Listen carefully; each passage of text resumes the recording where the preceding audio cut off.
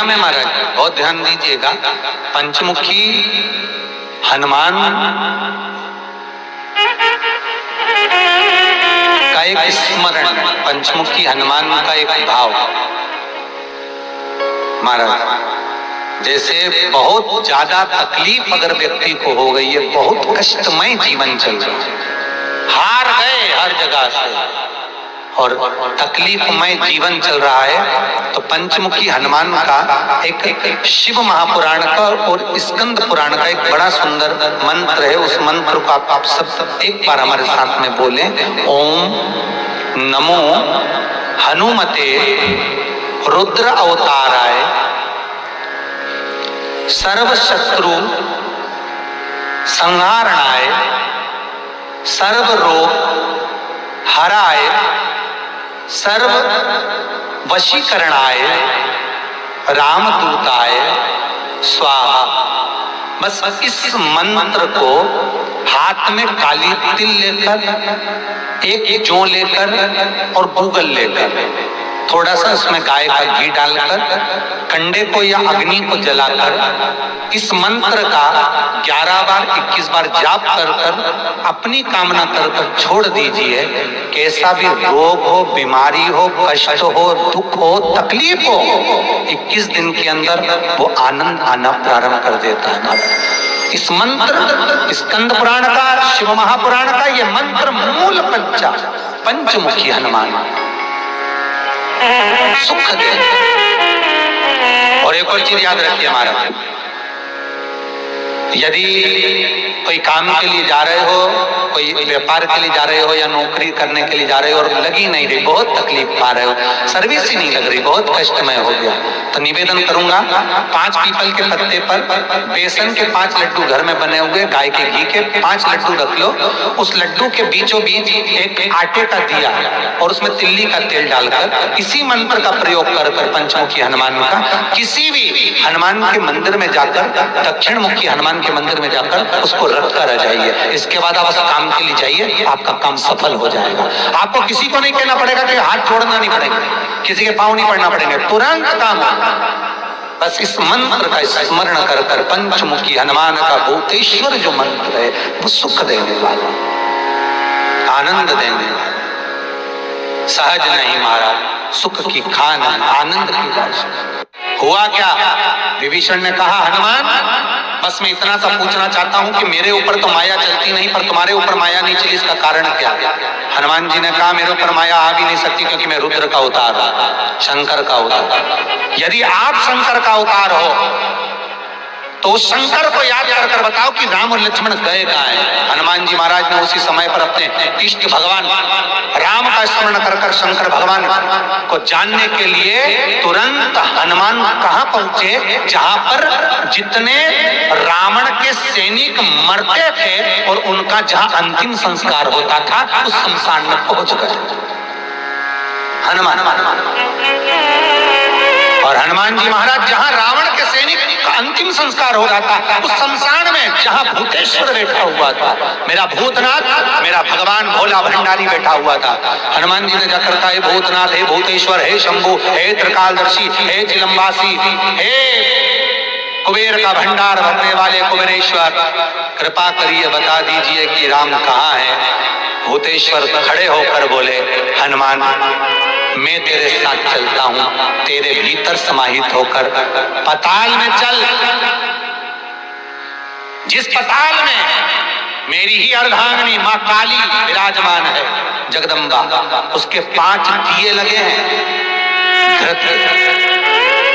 जिसको अहिरावण जलाकर रखता था, 5 दिए एक साथ बुझेंगे तब जाकर अहिरावण मरेगा, तब राम लक्ष्मण सामने खड़े मिल जाएंगे। भूतेश्वर भगवान को हनुमान जी ने अपनी गदा के अग्रभाग में, गदा में आगे का कोना भाग होता है, उस भाग में बिठा लिया भूतेश्वर। और भूतेश्वर को बिठाकर हनुमान जी महाराज पताल में चले गए। पताल में जैसे गए तो 5 दिए लगे हुए मिले, 5 दिए लगे मिले। अब विचार करा हनुमान ने कि इनको मैं दियों को 5, एक वहां लग रहा तो एक वहां लग रहा, एक ऊपर लग रहा तो एक सामने लग रहा, एक देखो तो पीछे लग रहा। अब ये 5 दिए चारों दिशा में और ऊपर, इनको फूंक भी मारूंगा तो एक घूम के मारूं तो एक साथ नहीं बुझे। अब करा क्या जाए इन 5 को मारने के लिए? तब भगवान शंकर गदा पर जो बैठे थे भूतेश्वर, उन्होंने कहा हनुमान एक काम करो, तुम्हारे 5 मुंह कर दो।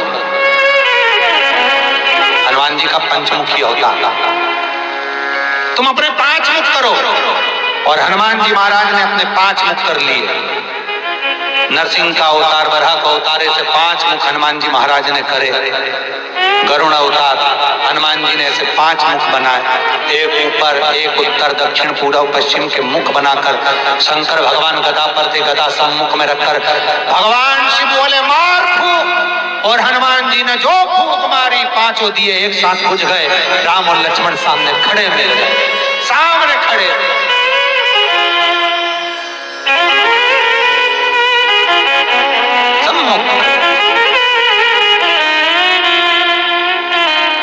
हनुमान जी ने राम लक्ष्मण को प्रणाम कर कर भूतेश्वर से कहा नाथ आप कहाँ रहेंगे, मैं आपको कहाँ छोड़ूं?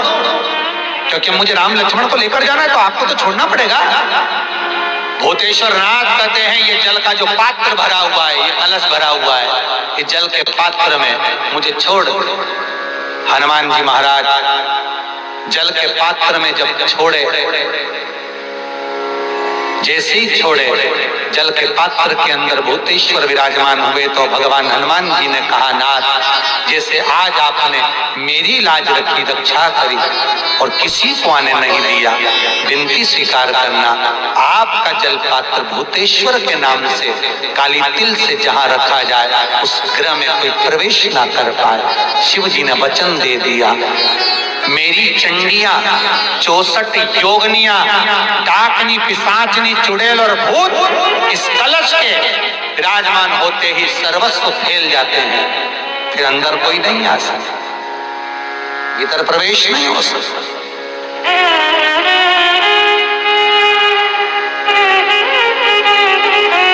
भीतर प्रवेश होता नहीं। पर फिर निवेदन है प्रैक्टिकल जरूर करना है। पर कभी एकांत में कभी मौका मिले और आपका मन कर जाए कि आज मुझे शंकर का दर्शन करना है, आपका मन कर जाए कि आपको आज शिव से मिलना है, तो एकांत में किसी नदी के, तालाब के, सरोवर के, कुंड के बाहर कहीं किनारे में बैठकर एकांत में बस नयन बंद कर कर ओम अक्षर का नाद करना या श्री शिवाय नमस्तुभ्यम बोलना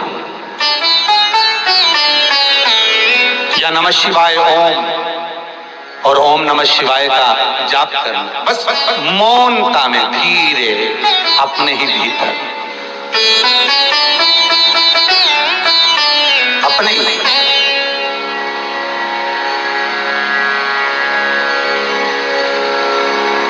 पर फिर निवेदन है प्रैक्टिकल जरूर करना है, प्रैक्टिकल जरूर करना चाहिए हो, बिल्कुल मौनता में बैठकर ओम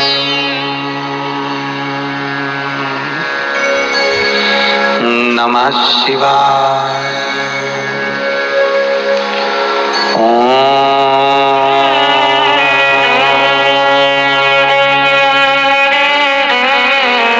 नमः शिवाय। एक मंत्र का जाप किसी तरंग, किसी नदी, किसी तालाब, किसी कुंड, किसी सरोवर के नजदीक में बैठकर करना। जिस दिन तुम्हारा मन लग जाए, बस एकांत, बहुत एकांत,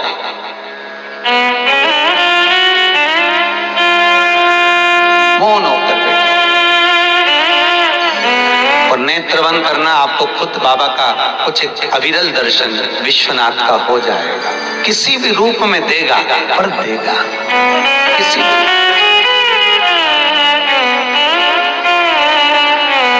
उसका अविरल दर्शन होगा, बस प्राप्त हो जाएगा। तो कोई ये ना सोचे महाराज शंकर जी का स्वरूप देखकर हमारे भीतर ये भाव जागृत ना हो कि शिव का स्वरूप कैसा है।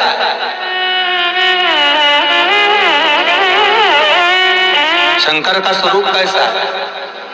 बार बार माता पार्वती जी को बुलाया गया। माता लक्ष्मी ने कहा आकर देखो, एक बार बैकुंठ में आओ और बैकुंठ का दीदार करो। कितना सुंदर बैकुंठ है, क्या कैलाश पर्वत पर रहती हो, क्या गुफा में प्रवेश करी रहती हो, दिन भर काम में लगी रहती हो, कभी एक बार तो बैकुंठ आओ।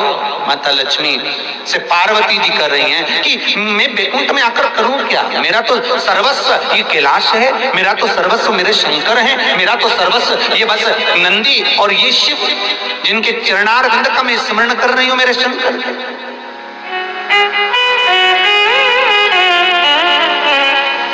इसके सिवाय मुझे और कुछ नहीं चाहिए।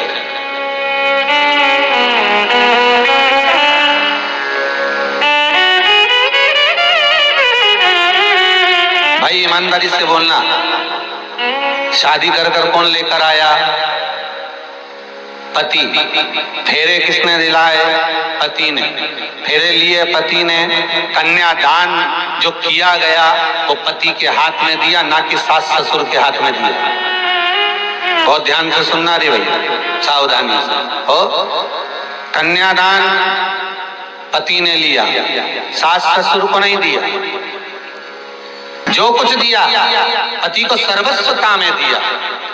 अब पत्नी का भरण पोषण करना पति को चाहिए कि सास ससुर को चाहिए? अरे बोलो तो रे, जितने टीवी के सामने बैठे हो अच्छे से बोल लो, तुम भी बोल लो जितने यहाँ बैठे हो। किसको चाहिए? पति को। सास ससुर भरण पोषण करेंगे क्या? सास ससुर उसका पालन पोषण करेंगे क्या? नहीं। और पत्नी को आशा भी अगर रखना है तो पति से रखे। सास के पास कितना गोल्ड है, सास के पास कितना सोना है, और ससुर के पास कितनी प्रॉपर्टी है, ससुर के कितने प्लाट हैं, ये पत्नी को मतलब नहीं होना चाहिए। हंस और बैंड के पास कितना है वो देखना चाहिए। बस उसके पास कितना है वो देखो। अब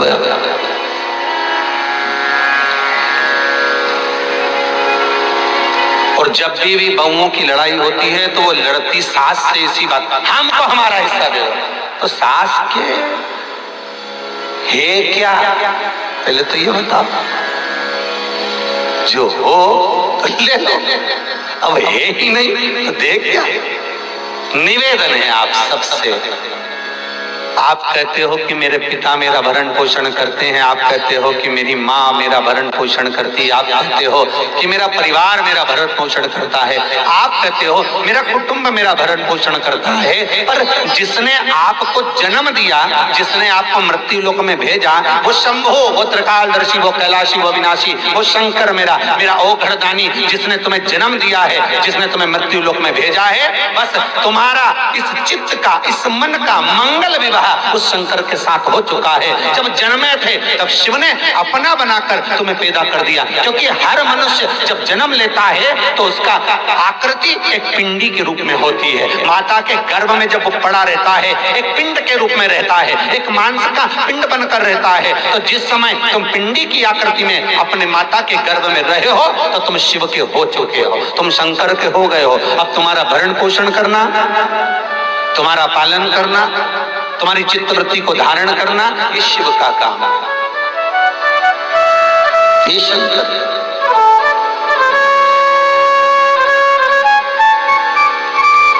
क्यों आस लगा कर बैठे हो भाई? मेरे को तो समझ में नहीं आता। आप संसार वासियों से आस लगा कर बैठे हो, हमारा काका जी करेगा ने, फूफा जी करेगा ने, बुआ जी करेगी ने, चाचा जी करेगा ने, चाची जी करेगी। कोई किसी का नहीं करे दादा, कोई नहीं करे, कोई किसी का। बस संसार में अगर आपने आकर उस परमात्मा को अपना बना लिया, एक बार मेरे शंभू को, त्रिकालदर्शी को, कैलाशी को, अविनाशी को, शंकर को अपना बना लिया, फिर कहीं नहीं भटकना, वो सब कुछ कर देगा, सब कुछ।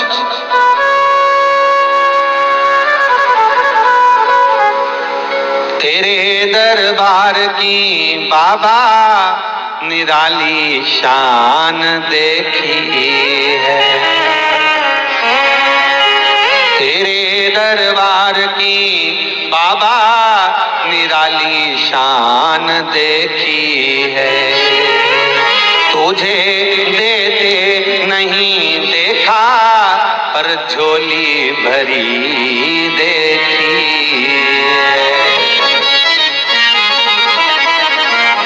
बस उससे निवेदन करते रहो, मुख दुनिया मोड़ेगी। बाबा तू मुखड़ाना मोड़ी, मेरी लगी परीतीनू।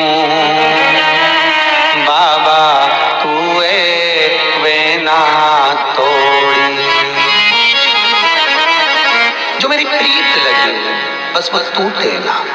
जो मेरा मन, मेरा चित्त, मेरी वृत्ति तुम में लगी है वो छूटे ना। माता पार्वती जी ने लक्ष्मी जी से कह दिया मैं नहीं आ सकती, तो कहती है कि वैकुंठ देख, वैकुंठ में आकर करना क्या, मुझे क्या करूं मैं वैकुंठ में आकर, मेरे को वैकुंठ में मन ही नहीं लगता।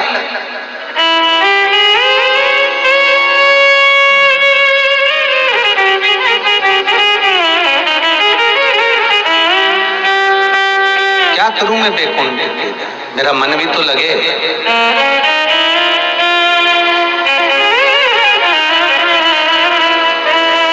जितने लोग यहाँ पर आए हो ना, आप लोग दूर दूर से, तो ईमानदारी से बोलिएगा, भले यहाँ अभी कमरों में लेट बात प्रारंभ नहीं है, पर व्यवस्था है। उसके बाद भी घर में भले आपके डनलप का गद्दा होगा, एसी का रूम होगा, घर में भले सारी सुविधा होगी, पर यहाँ जब रह रहे हो, ये कुबेर भंडारी की जो भूमि है, कुबेरेश्वर महादेव की, इस धरा पर तुम जो घूम रहे हो, गौशाला जाना, वृद्धाश्रम को देखना, भोजनशाला देखना, कुबेर भंडारी का मंदिर बन रहा है वहां देखना, भगवान कृष्ण का मंदिर बन रहा है उसको देखना, तो जब तुम यहाँ रह रहे होगे तो आपकी चित्तवृत्ति में ऐसा महसूस होगा कि आप सारे तीर्थ घूम कर आ गए होगे, पर यहाँ रहकर पांव रखकर आपको ऐसा लगेगा कि कहीं बड़े तीर्थ से भी बढ़कर तीर्थ में हम प्रवेश कर गए। ये आपकी चित्तवृत्ति में समाहित होगा। और अभी तो बाबा बैठा ही नहीं,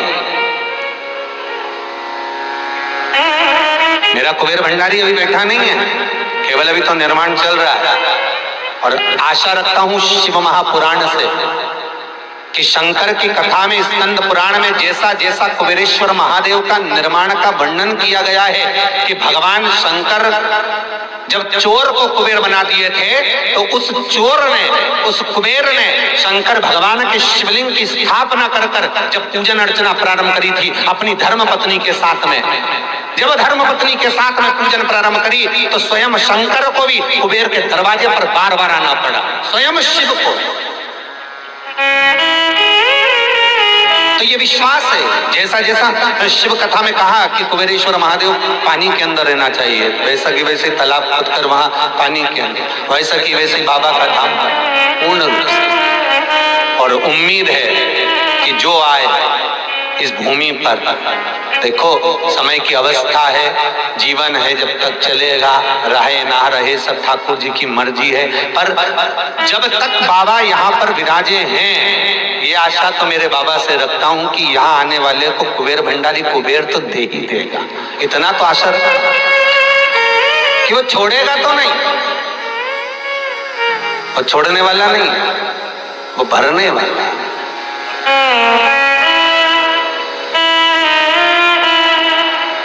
और वो देगा, बस दिखे भले ना, पर प्रदान इतना कर देगा, इतना दे देगा।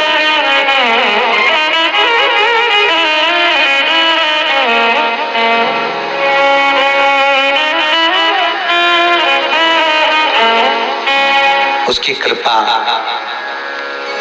और महाराज जब मिले करुणा सागर, करुणा जब करे तो कोई कमी नहीं रहती। भगवान जब देता है तो छप्पर फाड़ कर देता है, और जब लेता है तो तन का कपड़ा भी फाड़ लेता है। उसकी देने की रीति बड़ी विचित्र है, तो लेने की रीति भी बड़ी विचित्र है। बस एक निवेदन जरूर करूंगा कि इस भूमि पर आकर कुबेरेश्वर महादेव के दरवाजे पर पहुंचकर, या किसी शंकर के मंदिर में, आप जिस भूमि पर रह रहे हो, जिस जगह पर रह रहे हो, जिस नगर में रह रहे हो, जिस शहर में रह रहे हो, जिस गांव में रह रहे हो, वहां के शंकर मंदिर के दरवाजे से आपने अगर कुछ पाया है तो निवेदन है बहुत अभिमान में मत फूलना, किसी गरीब बड़े की भी सेवा में लग जा। भले 10 जगह पर कुछ ना देते हुए किसी भूखे को भोजन जरूर कराना, किसी निवस्त्र को वस्त्र जरूर पहनाना, किसी को जरूरत हो विद्या की उसको विद्या धन जरूर करवाना, किसी को जरूरत है कि मंगल विवाह में पैसे लग रहे हैं आप अपनी तरफ से लगा देना, पर थोड़ा अपना भगवान अगर दे हजारों हाथों से तो तुम 2 हाथों से समेट कर उसको सत्कर्म की ओर जरूर लेकर जाओ। सत्कर्म की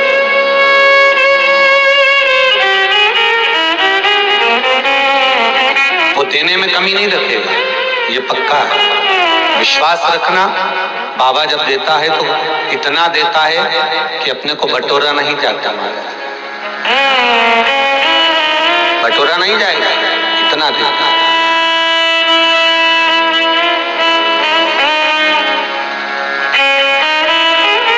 पार्वती जी ने मना कर दिया, मैं नहीं आ सकती। भगवान के दरवाजे पर जाकर निवेदन इतना सा करना कि बाबा मेरे कर्म में अगर कुछ दुख लिखा है तो मैं भोगने को तैयार हूं, मना नहीं है। पर बाबा शंकर से, मेरे विश्वनाथ से, मेरे शंभू से, मेरे त्रिकालदर्शी, मेरे कैलाशी, मेरे अविनाशी, मेरे महाकाल, मेरे कुबेर भंडारी से इतना जरूर कहना कि बाबा मैं दुख भोगने को तैयार हूं, पर निवेदन इतना सा है, माता जब आटा उसनती है रोटी बनाने के लिए, जब आटे को उसनती है तो उस आटे में थोड़ा सा नमक डालती है। अगर ज्यादा नमक माता आटे में डाल देती है तो क्या रोटी में स्वाद आता है? मान लो 1 किलो नमक डाल दिया 1 किलो आटे में तो स्वाद आएगा? रोटी खारी हो जाएगी, कहीं फेंकना पड़ेगा। कोई पशु भी नहीं खाएगा, कोई जीव भी नहीं खाएगा। बस बाबा से विनती इतनी जरूर करना कि बाबा माना मेरे भाग्य में दुख लिखा हुआ है, माना मेरे कर्म में दुख लिखा हुआ है, कष्ट लिखा हुआ है, मैं जानती हूँ कि मेरे भाग्य हो सकता है कि मैंने सुख भोगा होगा और किसी का बुरा करा होगा तो दुख लिखा गया, हो सकता है मैंने किसी को कष्ट दिया होगा तो मेरे भाग्य में दुख लिखा होगा। पर बाबा आपसे विनती इतनी है कि जैसे एक माँ आटे में नमक डालती है, थोड़ा सा मेरा दुख अगर बड़ा है तो मुझे शुरू से थोड़ा थोड़ा देना चालू कर देना, जिससे वो दुख धीरे धीरे में झेलते झेलते उसको धारण करते करते उसको निकाल दो। मालूम पड़े तू एक साथ अगर दुख दे देगा तो झेला नहीं जाएगा। बाबा इतनी करुणा जरूर करना कि उसको धीरे धीरे धीरे धीरे काट देना, बस इतनी कृपा, वो कट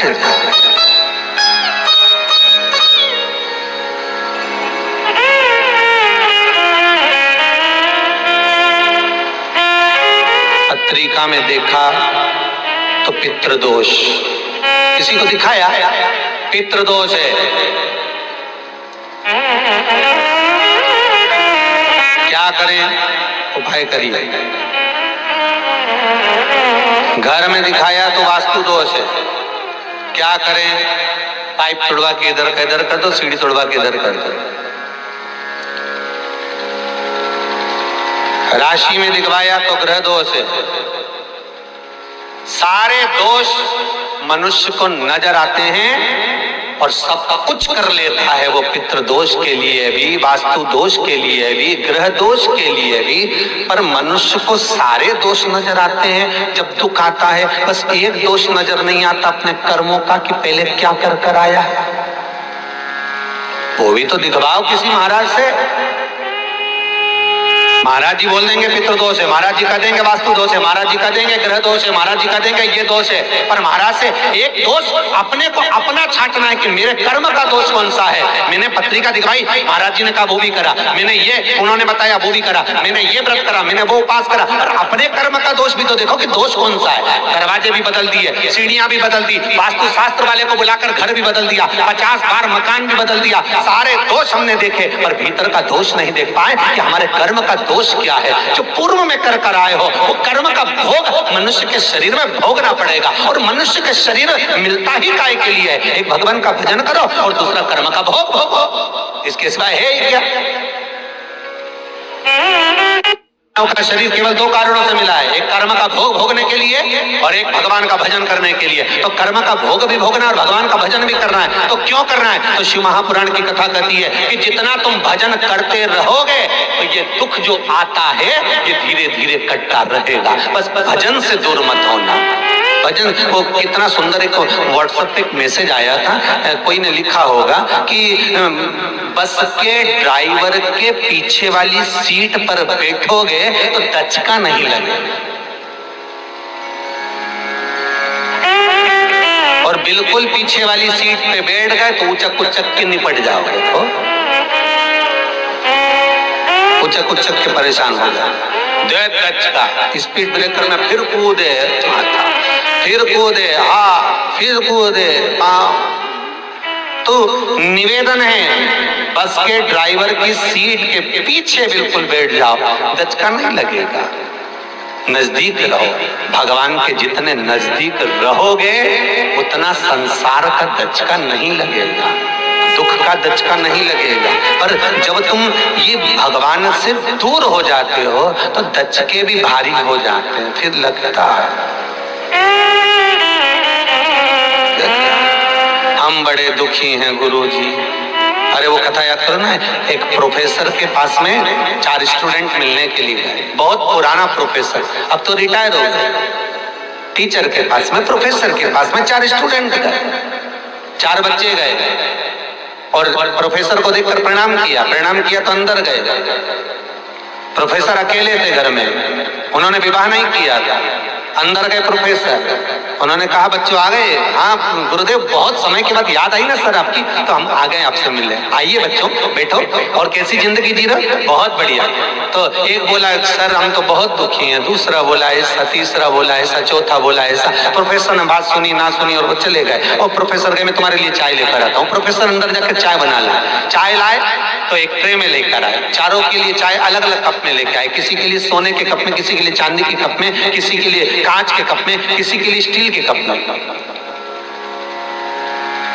चाय लाकर टेबल पर रखी, कहा बच्चों लो। सबसे जो चतुर था उसने सोने के कप को उठा लिया, दूसरे ने चांदी के कप को, जिसको जो उठाना था, रुचि प्रधान था, उठा लिया, चाय पी ली। प्रोफेसर ने कहा चाय कैसी बनी? चारों ने कहा बहुत अच्छी बनाई सर आपने, बहुत बढ़िया। अच्छे से पी ली आपने चाय? जी सर, बहुत अच्छी चाय बनी, बहुत बढ़िया, बहुत बढ़िया। अच्छा ठीक है। अभी आप लोग कह रहे थे कि मुझे दुख है, कोई कह रहा था मुझे ये दुख है, कोई कह रहा था मुझे ये दुख है। संसार में जैसे ये कप में चाय रखी हुई है, कोई सोने का कप, कोई चांदी का कप, कोई पीतल का कप, कोई मिट्टी का कप, बस उसी तरह संसार में ये भाग्य का कप, संसार का कप सबके पास है, परिवार का। किसी को सोना जैसा सुख मिलेगा, किसी को चांदी जैसा मिलेगा, किसी को मिट्टी जैसा मिलेगा, पर इसके अंतर्गत ये आत्मा जो है ये चाय की तरह है, इसका एंजॉयफुल मौका नहीं मिलेगा।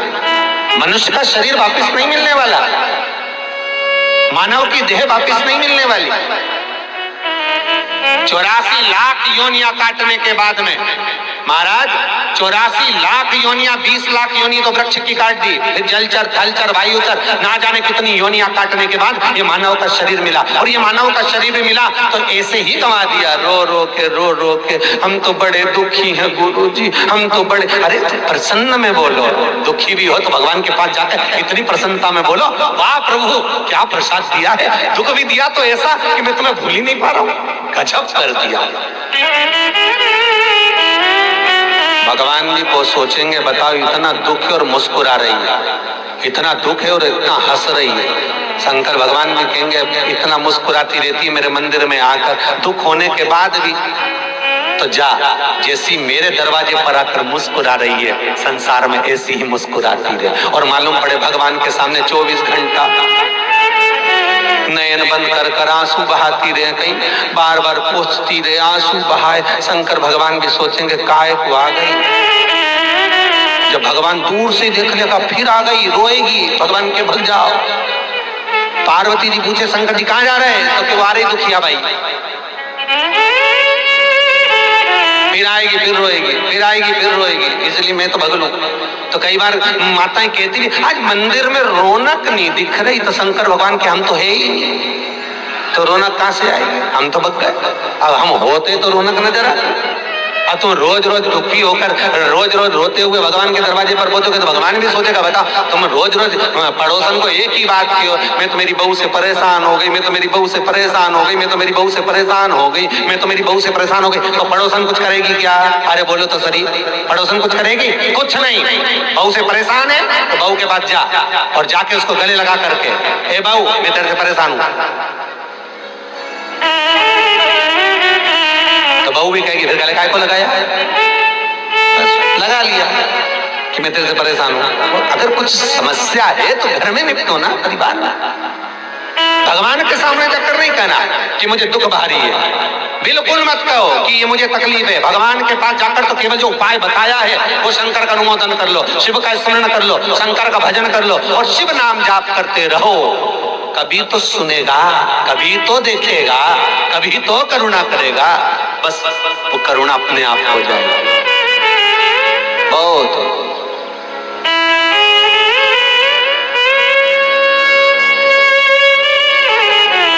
और जब वो करुणा करता है तो महाराज दुनिया कितनी भी पांव पकड़कर खींच ले, दुनिया कितनी भी बुराई कर ले, दुनिया कितनी भी निंदा कर ले, दुनिया कितना भी अपशब्द कह ले, दुनिया कितना भी ताना दे ले, पर जब मेरा विश्वनाथ करुणा करता है तो फिर किसी की भी नहीं चलती महाराज, किसी की, फिर किसी की ना चलती।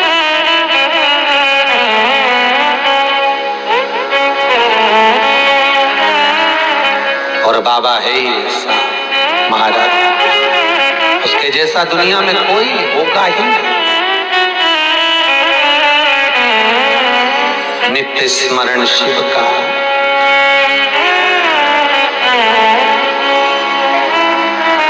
हर भोले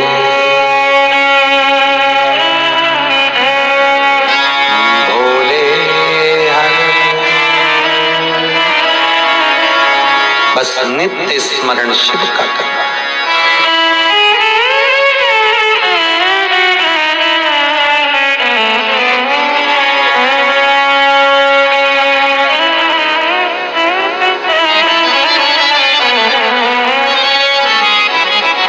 महाराज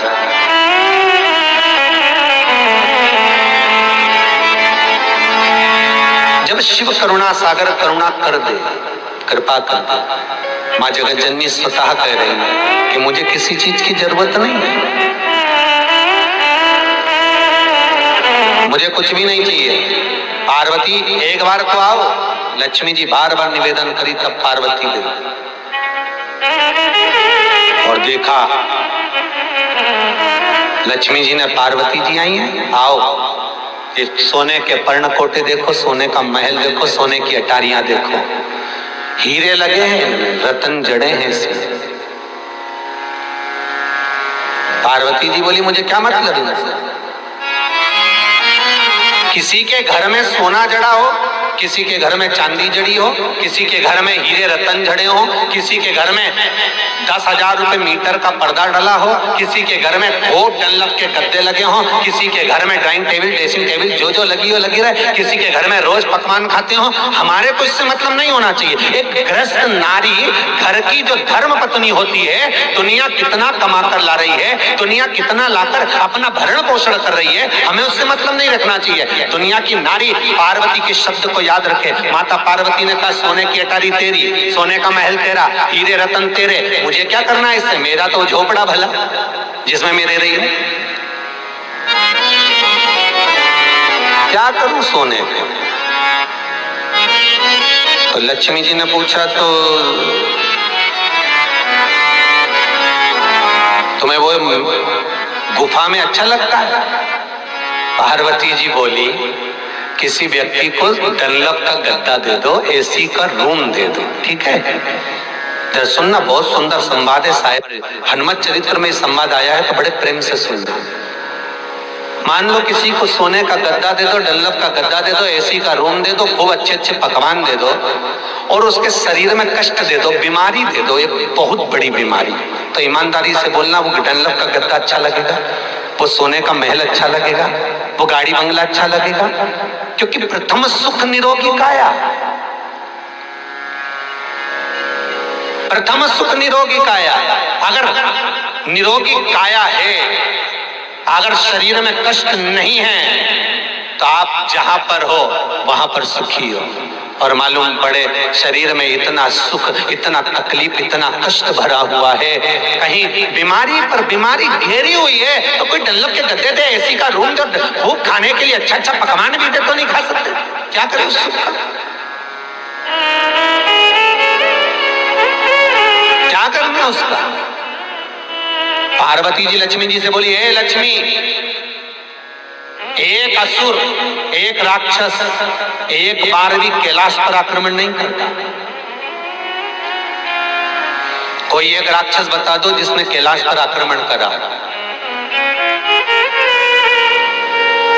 जितने लोग कथा सुन रहे हो बड़े प्रेम से सुनो और ये भी बताना कि कोई एक असुर, कोई एक राक्षस जिसने कैलाश पर आक्रमण करा। नहीं, जो भी आक्रमण करते हैं या तो इंद्रलोक में, देवलोक में, वैकुंठ लोक में, अन्य अन्य लोक में आक्रमण करते हैं, क्योंकि उनको वो चाहिए। ये झोपड़ा और ये कैलाश और ये गुफा कौन को चाहिए? कौन लेगा इसको? क्या करेंगे इसका? हमको तो अगर आक्रमण भी करे कोई असुर, तो माता पार्वती जी कह रही है तुम्हारे वैकुंठ को खतरा, तुम्हें खतरा, पति को बार बार दौड़ना पड़ता, भागना पड़ता, असुरों का संहार करना पड़ता, देवताओं के साथ मिलना पड़ता, क्योंकि तुम सोने के महल में, तुम अटारियों में, तुम अंबारियों में रह रहे हो, और जो रह रहे आराम से अलमस्त होकर झोपड़े में, उसको क्या सोचो?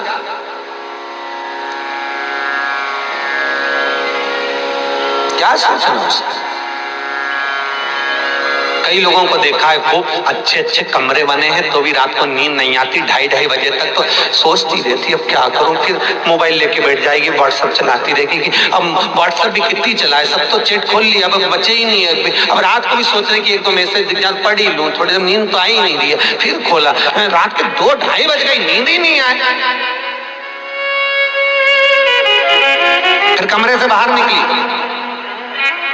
और अपनी नौकरानी को देखा, अपने नौकर को देखा, वो नौकरानी दरी पर सो रही है, ना डल्लब का गद्दा है, ना एसी का रूम है, बाहर बिल्कुल गच्ची पर, बाहर सर्वेंट रूम में, वहां जाकर देखा आराम से सो रही, चकाचक घुर्राटा भी भर रही।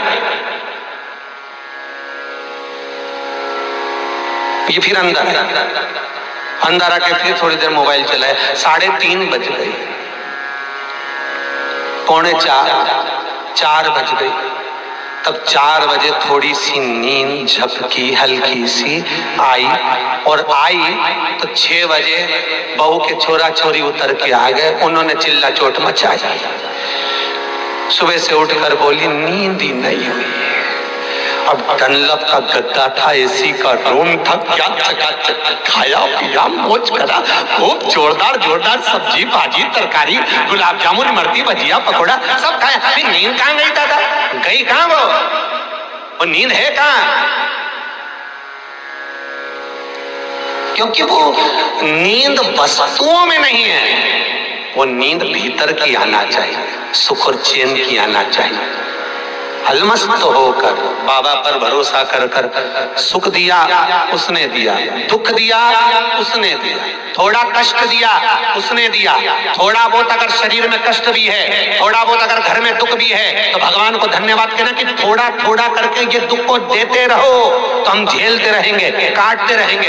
एक साथ दे दिया तकलीफ हो जाएगी, दो थोड़ा थोड़ा दे, वेलकम, दे जाओ। और बेटा कहे मम्मी थोड़ा सा घाटा लगा, कोई बात नहीं, विश्वनाथ बेटा, मम्मी कमाई नहीं होगी तो भूखे मर जाएंगे, तो माँ को कहना कोई दिक्कत नहीं, 6 महीना लॉकडाउन था, एक काम धंधा नहीं चला, उसी ने तो खिलाया था। कौन तू कमाने गया था? चारों तरफ कर्फ्यू लगा हुआ था, कुछ भी किसी ने नहीं कमाया, व्यापार ठप था, सब धरा की धरा रह गया। क्या खाया? यहाँ तक दुकानें तक नहीं खुली, उसी ने तो खिलाया था। कौन सा तू कमाने गया? बच्चों को समझा। दुख उसने दिया है, सुख भी वो देगा। घाटा कोई बात नहीं, बैठा विश्वनाथ, उसका नाम है विश्वनाथ। दुनिया में किसी देवता का नाम विश्वनाथ नहीं, केवल उसी का नाम है। हाँ, भगवान का नाम जगन्नाथ हो सकता है, और शंकर का नाम तो विश्व का भरण पोषण करने वाला वो विश्वनाथ एक ही है, और वो मेरा शंभु है, मेरा त्रिकालदर्शी। भूखा तो नहीं सोने दे, मत चिंता कर मम्मी, फिर दुख, फिर तकलीफ, फिर कष्ट, क्यों सोचना, छोड़।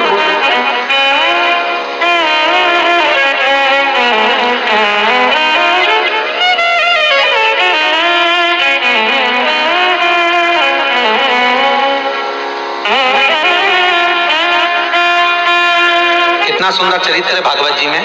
शंकर जी आए रूप रखकर, तो यशोदा जी ने कन्हैया को नहीं दिया। कृष्ण गए थे शंकर जी की गोदी में, नहीं, रूप रखकर आए भोलेनाथ, कन्हैया को नहीं दिया। और वो पूतना आई तो यशोदा जी ने तुरंत दे दिया, ये बहन ये ले। क्यों? क्योंकि यशोदा जी जानती है कि मैं अगर किसी बड़े को अगर दूं तो क्यों दूं, एक गरीबड़ी राक्षसी है ये, इसका उद्धार जरूरी है, इसका उद्धार बहुत जरूरी है, इसको दूं। और कन्हैया पूतना की गोद में गए और भगवान कृष्ण ने पूतना का उद्धार कर दिया। केवल उसका भाव देखिए।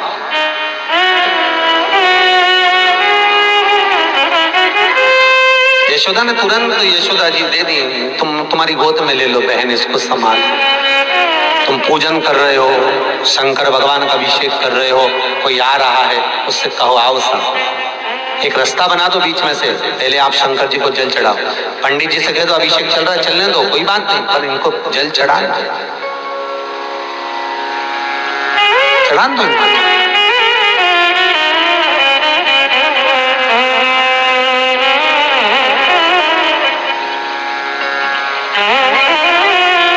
और एक निवेदन करूं आपसे, स्कंद पुराण का।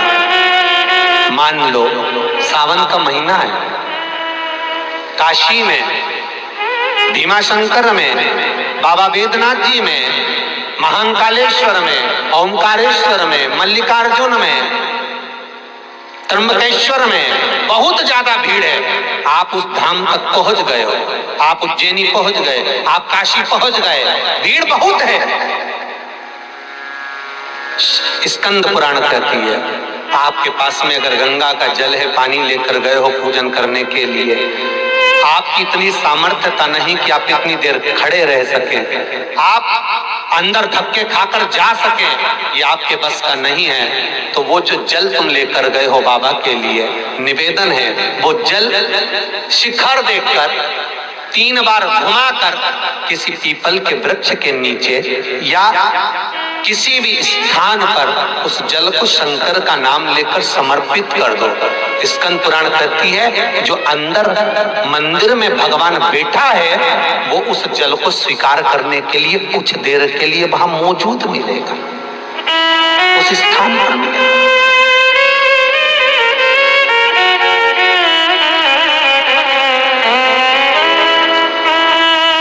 तो प्राप्त होगा। बीच में एक भजन आपको कभी सुनाया था, बीच में, उज्जैनी छोड़ो बोलाना,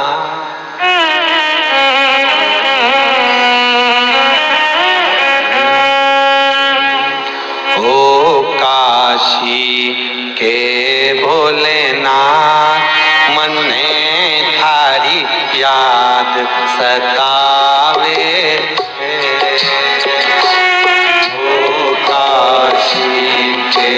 भोलेनाथ मन में थारी सतावे, ओ काशी के भोलेनाथ मन में थारी याद सतावे, ओ काशी के भोलेनाथ मन में थारी याद सतावे, ठिकाना रोके भोलेनाथ, ठिकाना रोके भोलेनाथ, मन में थारी याद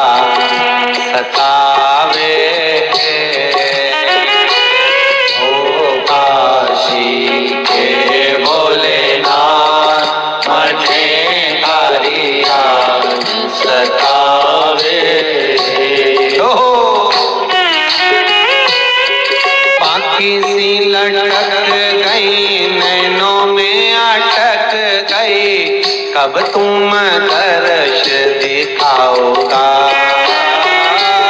आँखी सी लटक गई, नैनों में अटक गई, कब तुम दर्श दिखाओगा।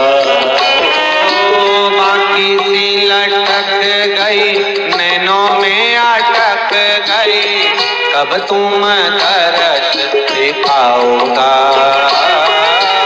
बाकी सी अटक गई, नैनों में अटक गई, कब तुम दर्श दिखाओगा। हिचकाना रुके भोलेनाथ, हिचकाना रुके भोलेनाथ, मने हरि याद सतावे। ओ काशी के भोलेनाथ, मने हरि याद सतावे। ओ काशी के भोलेनाथ, मने हरि याद सतावे। आओ आओ जी मारा भोलानाथ, आओ आओ जी मारा भोलानाथ, आओ आओ जी मारा भोलानाथ, आओ आओ जी मारा भोलानाथ, मन में हरि याद सतावे। ओ काशी के भोलेनाथ, मने हरि याद सतावे। ओ काशी के भोलेनाथ, मने हरि याद सतावे।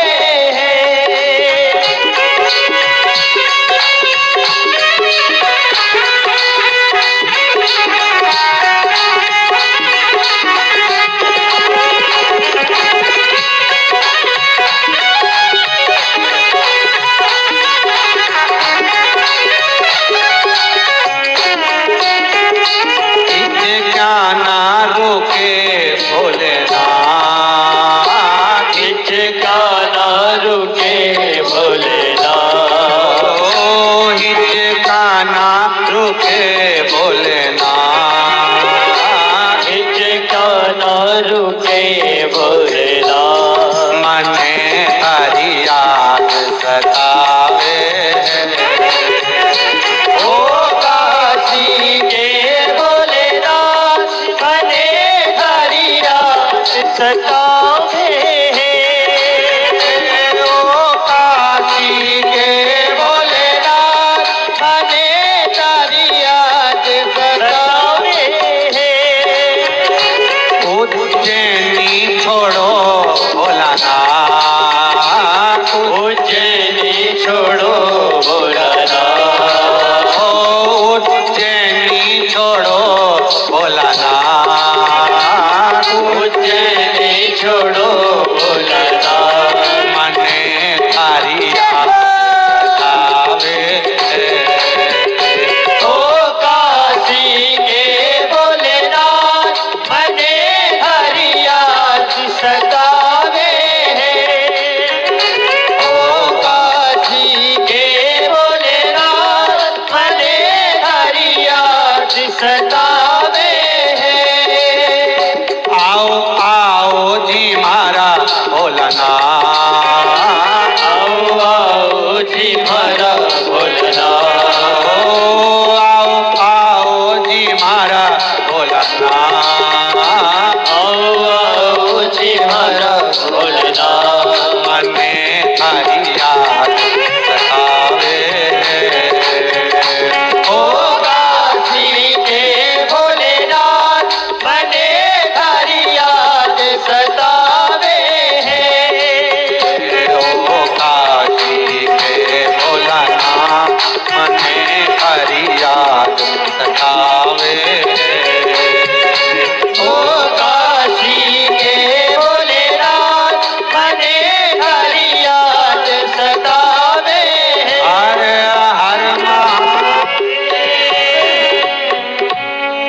भगवान शिव ओघड़ दानी से बस निवेदन विनय विनती स्वीकृत हो।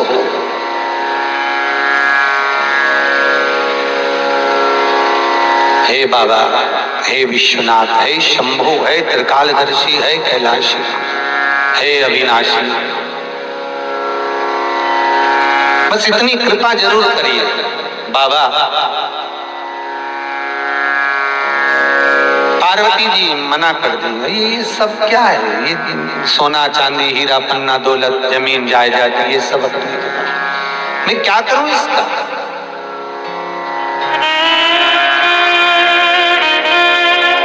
क्या करना क्या मुझे इन सभी आभूषणों का? कह दिया। लक्ष्मी जी बोली, हाँ हाँ ठीक है, तुम्हारी आदत पड़ी है वहां गुफाओं में रहने की, और करे भी क्या, तुम्हारे पति कहीं जाते तो है नहीं, वहीं गुफा में शमशान में निवास करते रहते। पार्वती जी बोली, सब कुछ बोलना पर पति को कुछ मत बोलना। महाराज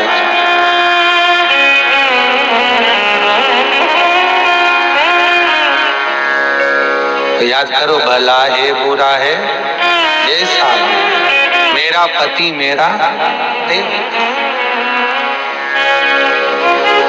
ठीक है। अब तो पार्वती मैया एक मिनट के लिए भी नहीं रुकी, मारे एक क्षण के लिए भी पार्वती जी नहीं रुकी। पार्वती जी ने सोच लिया कि यहाँ मेरे पति का अपमान हो रहा है, चल दी सीधे पहुंची कैलाश धाम पर, और कैलाश धाम पर जाकर माता पार्वती जी भगवान शंकर से बोली है, हमारे भगवान शिव से बोली है, और बाबा भोलेनाथ जी से कहती हैं, बाबा एक थोड़ी सी मन में अभिलाषा है, पर आज तक तो नहीं आई, पर आज आई है, आप कहें तो मैं कहूँ। भगवान भोलेनाथ जी तो समझ गए थे कि गई है फ्रेंड के यहाँ, तो पर्दों बोलो। पार्वती जी बोली, बस एक विनय निवेदन इतना सा है कि आप मुझे एक सोने का महल बनवा दें। भगवान बोले, ये कैलाश है तो सही, अपने को करना क्या है, रहना ही तो है।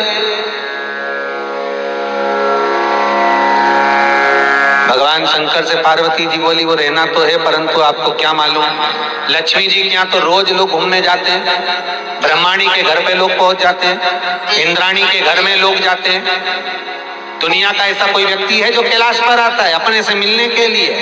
शंकर भगवान बोले, कैलाश पर शमशान में भले कोई ना आए, अपना निवास शमशान के अंदर है, शमशान में रहने दे। अगर कोई नी भी आएगा, भले नहीं आए, आखिरी में तो आएगा, बस बहुत उतने में काम चल जाएगा। और एक बार अगर आ गया तो वापिस जाएगा ही नहीं। भाई इनके यहाँ तो कोई आएगा तो वापिस जाएगा, पर शमशान में आने के बाद कोई गया है क्या? एक बार आया और वो गया, बस वहीं से आखिरी है मुकामी। नहीं प्रभु, मेरा मन बहुत करे कि एक सोने का महल तो बनवा। पार्वती ठीक है बनवा ले, विश्वकर्मा जी को बुलवाया, सोने का महल बनवाया, और सोने का महल बनवाया। तब पार्वती जी बोली, महल तो बन गया है, बड़ा सुंदर बना है, पर मेरा मन है कि अब इसकी ओपनिंग होना चाहिए, गृह प्रवेश। अच्छा ठीक है, तो चल अपन बैठ जाते हैं पूजन करने के लिए। नहीं नहीं नहीं, नहीं ऐसे कोई पूजन होती है? नहीं, तो क्या करना पड़ेगा? सबको बुलाओ। अरे तो क्यों किसी को परेशान करना? नहीं नहीं, ऐसे काम नहीं चलेगा, सबको बुलाओ। तो शंकर भगवान बोले कि एक काम करते हैं, हिमालय राज को बुला लेते हैं, बस बहुत है उतना ही, मेरे ससुर आ गया, सब काम हो गया है। रावणी तो वही करेगा ना, सास ससुर वाला, अब कौन करेगा? नहीं नहीं नहीं, तो कहा उनको भले मत बुलाओ, तो फिर किसको बुलाएं? तो पार्वती जी बोली, सारे देवताओं को बुलाओ। तो ठीक है, सबको बुला लो, पत्रिका छपाओ। भगवान बोले, पत्रिका की क्या जरूरत है, डमरू बजाएंगे आ जाएंगे। नहीं, हो सकता है किसी ने नहीं सुना तो, अगर मान लो नहीं सुना हो किसी ने तो ठीक है, पत्रिका छपाई। पार्वती जी ने एक पत्रिका में भगवान विष्णु के यहाँ की जो पत्रिका थी उसमें पार्वती जी ने लिखकर भेजा सपरिवार। तो शंकर जी ने पूछा उनके यहाँ है कौन, दो तो है, फिर सपरिवार लिखने की जरूरत क्या, श्रीमान श्रीमती लिख दे।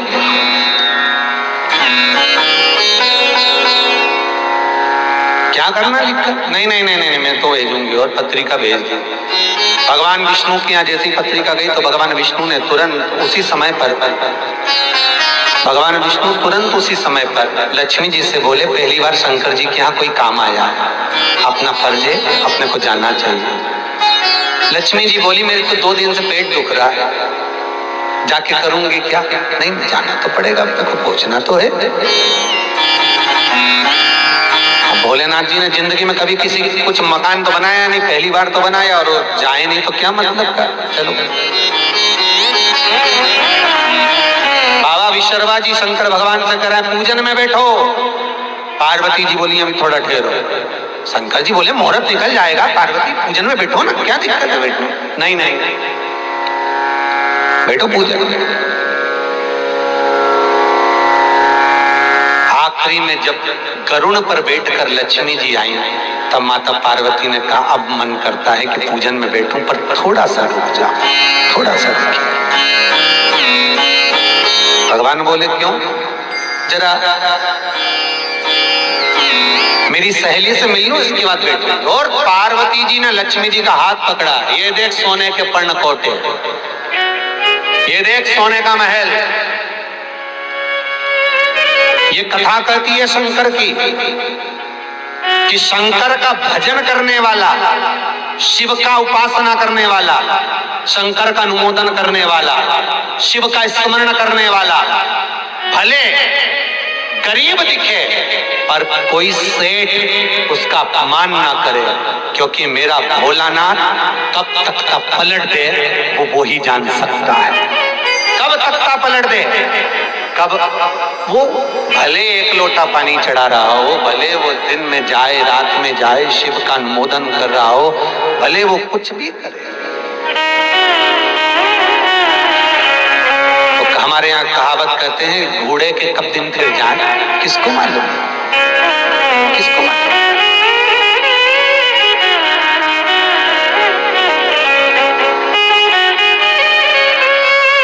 कभी छोटा ना समझो।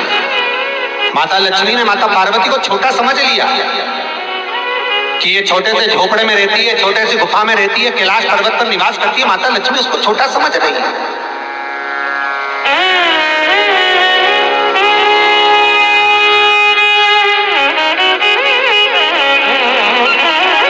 बहुत छोटा सा।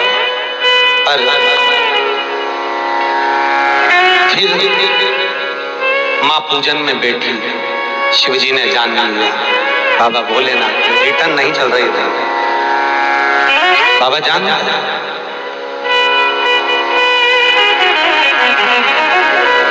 शंकर भगवान ने देख लिया कि ये जो है माता पार्वती भगवान शिव जान गए कि ये केवल जो सोने का महल बना है इसके पीछे विवाद हो रहा है और इस विवाद को समाप्त करना जरूरी है। तो बाबा शंकर ने विश्वकर्मा जी जब पूजन करा रहे थे, विश्वकर्मा जी जब पूजन करे और विश्वकर्मा बाबा ने जब पूजन किया तो बाबा भोलेनाथ जी ने विश्वकर्मा बाबा को देखकर शंकर जी ने अंगड़ाई लेकर विश्वकर्मा बाबा के सिर पर हाथ रख दिया। शिव जी ने विश्वकर्मा बाबा पर हाथ रखा और विश्वकर्मा बाबा पर हाथ रखा तो विश्वकर्मा जी ने तुरंत माता पार्वती से कहा मां भोलेनाथ मैंने मकान का मुहूर्त करा दिया, अब दक्षिणा दीजिए। तो शंकर जी बोले मांगो क्या चाहिए। तो विश्वकर्मा बाबा बोलते हैं आपसे नहीं लूंगा, पार्वती जी ने घर बनवाया है तो पार्वती जी से विशेष बधाई लूंगा और आशीर्वाद लूंगा और पार्वती जी से ही दक्षिणा लूंगा। पार्वती जी बोली आज मैं बड़ी खुश हूँ, मैं बड़ी प्रसन्न हूँ, आज मेरे बड़ा आनंद छाया है, आज मेरे मन में, मेरे चित्त में, मेरी वृत्ति में बड़ा आनंद, बड़ा आनंद है। मांगो विश्वकर्मा बाबा तुम्हें क्या चाहिए, मांग लीजिए तुम्हें क्या चाहिए। विश्वकर्मा जी बोले पहले वचन दो कि जो मांगूंगा वो देना पड़ेगा। वचन देती हूँ जो मांगोगे वो दूंगी, शंकर जी के साथ बैठी हो माता जी, झूठ मत बोलना, बिल्कुल नहीं, असत्य तो हम बोलते ही नहीं, सत्य में ही जीते। वचन वचन विशर्वा बाबा ने कहा दक्षिणा में ये सोने का महल दे दो।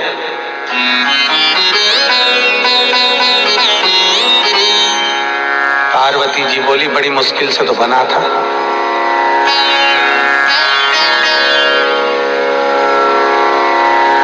दस 1200 साल शादी के हो गए पर एक बार कोई चीज नहीं दिलाई। पार्वती जी बोली बड़ी मुश्किल से तो ये महल बना और वो भी तुमने मांग लिया। ठीक है दिया, पर ए विशर्वा बड़ी मुश्किल से महल बना था और मेरे पास से चला गया ये सोने का अटारी सोने का महल। मैं श्राप देती हूँ विशर्वा, महल तो तुझे दिया पर श्राप देती हूँ कि तेरे यहाँ दिया जलाने वाला नहीं बचेगा और ये सोने का महल एक दिन आग लगेगा। विशर्वा बाबा का वो सोने का महल लंका के राजा रावण को मिला, अपने पुत्र को प्राप्त हुआ और वो लंका के राजा रावण का महल एक दिन आग लग गया। शिव महापुराण का ये चरित्र अपनी जिंदगी में उतार कर रखना। जिस दिन माता पार्वती का सोने का महल गया, पार्वती जी ने उस दिन शंकर जी से कहा था कि मृत्यु लोक में मैं रहती हूँ तो मृत्यु लोक में सोना मिलना भी बुरा होगा और सोना घूमना भी बुरा होगा। अगर किसी का पड़ा हुआ सोना मिल भी गया तो वो घर में एक ना एक दिन ऐसी आग लगाएगा, या तो घर टूट जाएगा, परिवार टूट जाएगा, सुख शांति चली जाएगी, उस घर में लोग मातम करेंगे, रोएंगे। भले आज सोना उठा लिया, किसी का पड़ा हुआ मिल गया तो सोचेंगे कि मिल गया 2 तोला 3 तोला 4 तोला 5 तोला 10 तोला और अपना गुजारा अच्छा चल जाएगा, और जिंदगी भर रोना पड़ता है उस व्यक्ति को। पार्वती जी कहती है सोना मिलना भी बुरा होता है और सोना खोना भी बुरा होता है। किसी का अगर नाक की लौंग खो गई, सोने का कोई आभूषण, सोने की कोई चीज अगर खोएगी तो 2 महीने के अंदर उस व्यक्ति को थोड़ा ना थोड़ा तो दुख झेलना ही पड़ेगा। स्वर्ण मिलना भी बुरा है और स्वर्ण खोना भी बुरा है।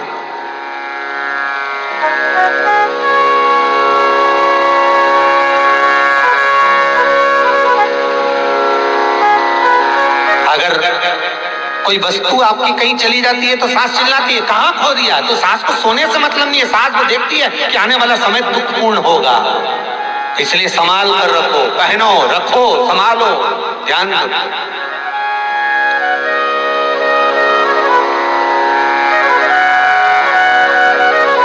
महाराज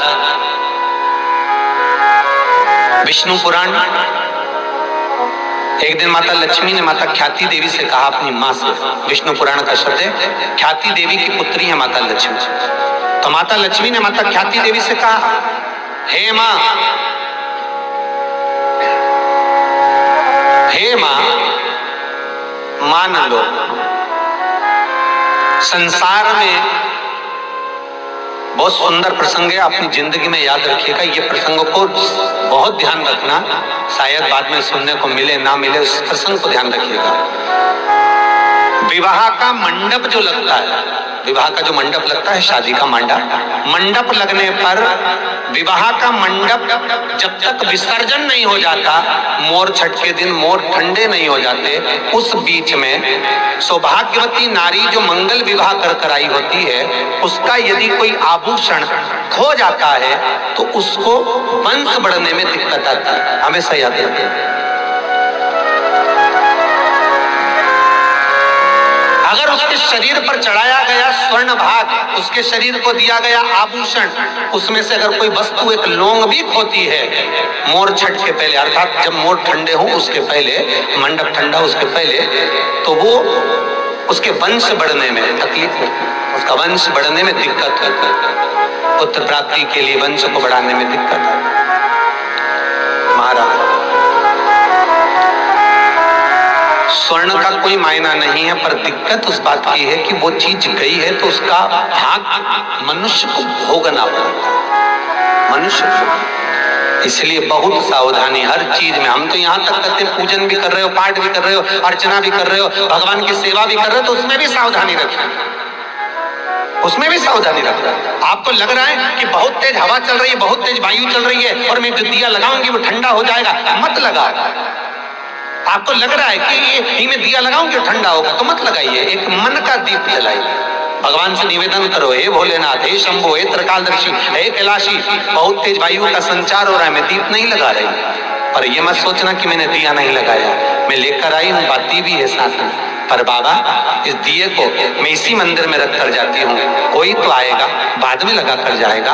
मैं आज इस हृदय की बाती से, हृदय के दीप से आपको प्रसन्न करना चाहता हूँ। मन मेरा मंदिर, आंखें दिया बाती, होठों की है थालियां, रोम फूल बाती। मैं आपको भाव से